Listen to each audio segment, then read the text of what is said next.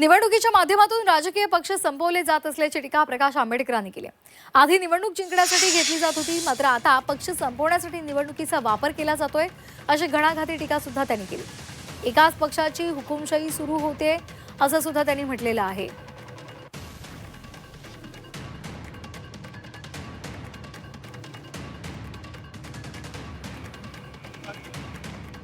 Election आता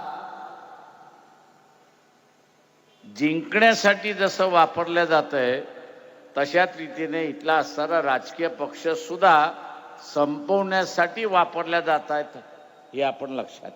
इथले राजकीय पक्ष संपले किंवा त्यांची असणारी ताकद क्षीण झाली ते एकच पक्षाची हुकुमशाही चालू होते हे लक्षात घ्या. मग तो हुकुमशाह पाहिजे ते करायला लागतो अशी असणारी परिस्थिती.